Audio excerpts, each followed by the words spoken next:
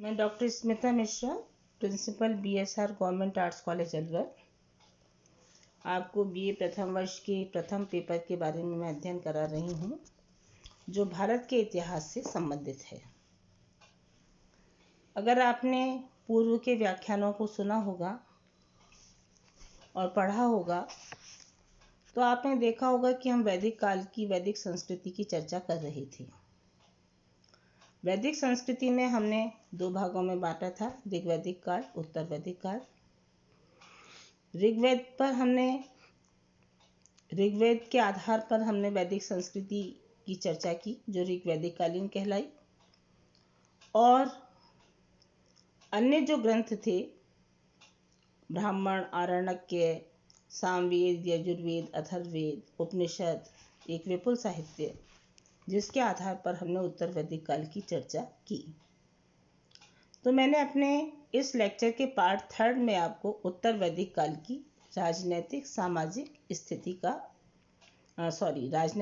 और आर्थिक स्थिति का आपको दिग्दर्शन कराया।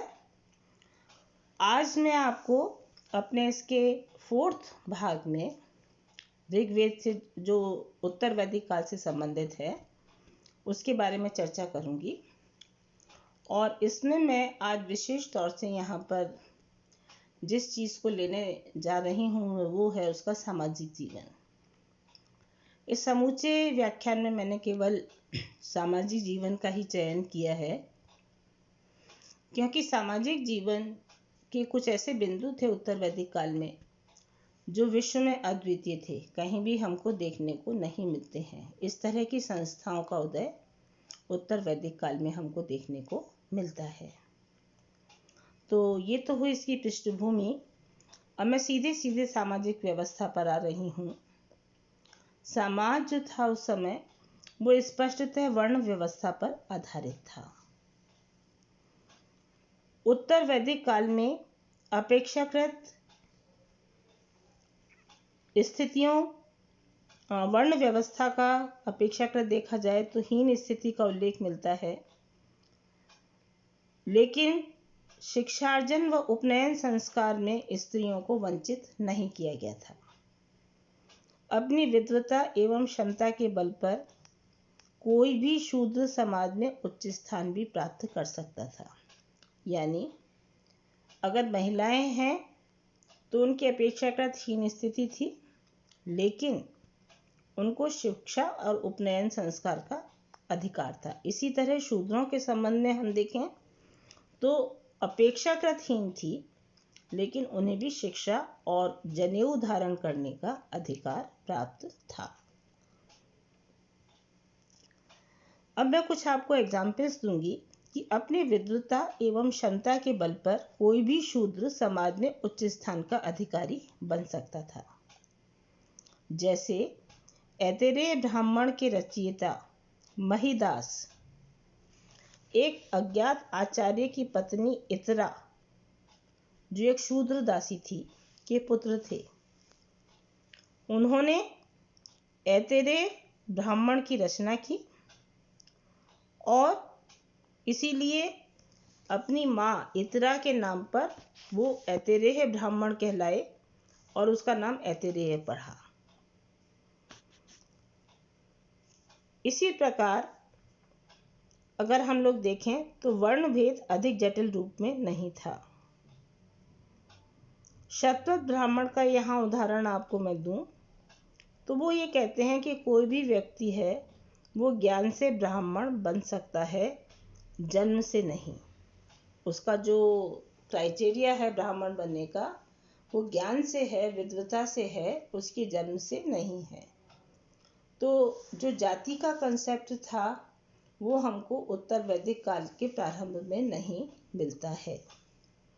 तो एक तो हो गया वर्ण व्यवस्था कि समाज जो था वो 4 वर्णों में विभक्त था। दूसरी जो महत्वपूर्ण संस्था थी समाज की, वो थी आश्रम व्यवस्था का विकास। उत्तर वैदिक काल का जो साहित्य है उसमें मनुष्य जीवन को निरर्थक न बनाकर सार्थक बनाने के लिए जीवन में 4 पुरुषार्थ यानी 4 उद्देश्य बताए थे और उनके लिए उसे सजग रहने के लिए कहा गया था कि उसके लिए मेहनत करे वो। और वो क्या 4 चीज़ें प्राप्त करनी थी उसे? धर्म, अर्थ, काम और मोक्ष। आप देखेंगे कि सारे जो हमारे एफर्ट्स होते हैं जीवन में वो इनके इर्द गिर्द ही होते हैं। या तो हम मोक्ष प्राप्त करना चाहते हैं, या हम अपना कामनाओं को पूरा करना चाहते हैं, या हम धन को प्राप्त करना चाहते हैं, या हम धर्म को प्राप्त करना चाहते हैं। और इन पुरुषार्थों की परिकल्पना को कैसे सार्थक किया जा सकता है? इनके लिए, इनकी प्राप्ति के लिए जीवन को 4 भागों में बांटकर कल्पना की गई थी, जो क्या कहलाए? आश्रम कहलाए। इन आश्रमों का मैं अगर यदि आपको याद दिलाऊं, वैसे सबको मालूम होगा, जो क्रमशः ब्रह्मचर्य, गृहस्थ, वानप्रस्थ और संन्यास आश्रम के नाम से जाना जाता है।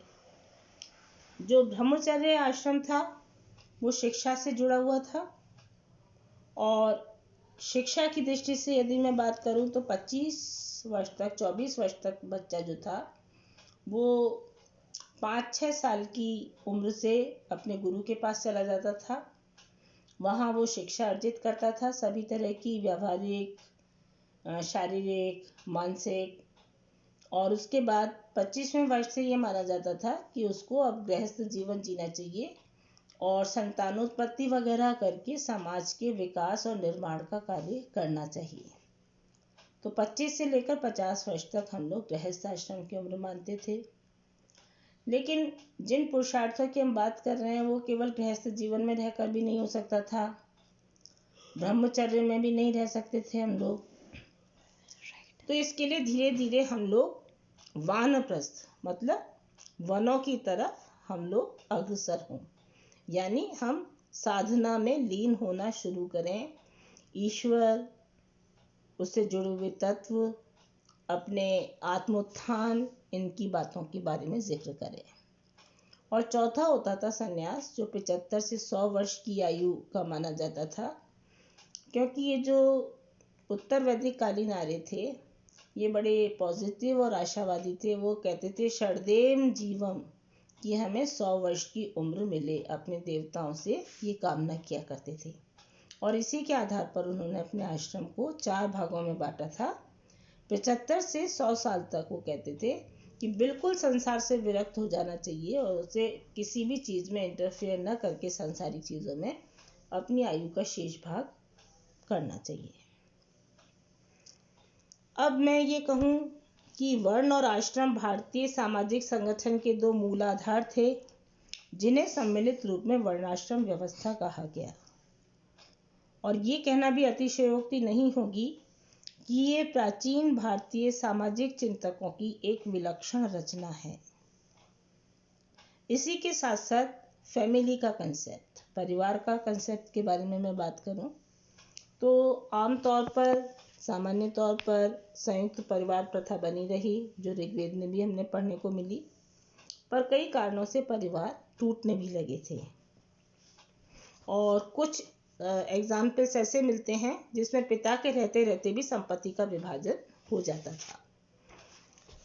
इसके अलावा अथर्ववेद में संयुक्त परिवार की वकालत करते हुए लिखा गया है कि एक सम्मिलित परिवार में सुमति और एकता के निमित्त प्रार्थना की गई है कि एक सम्मिलित परिवार में हमेशा सुमति बनी रहे, आपसी कोऑर्डिनेशन बना रहे और एकता बनी रहे, यूनिटी बनी रहे। ऐसी वो लोग अथर्ववेद में प्रार्थना करते हैं।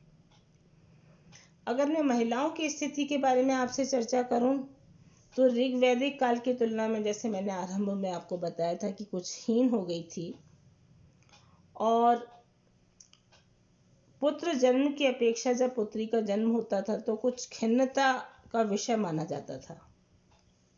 लेकिन फिर भी स्त्रियों का समाज में सम्मान समाप्त नहीं हुआ था और जो स्त्रियों से संबंधित कुप्रथाएं हैं वो इस युग में विद्यमान नहीं थीं, जैसे बाल विवाह, एक पत्नी प्रथा। बाल विवाह नहीं होते थे, एक पत्नी प्रथा पर जोर दिया जाता था। विधवा का पुनर्विवाह हो सकता था। पर्दा प्रथा के कोई उदाहरण पढ़ने को नहीं मिले हुए।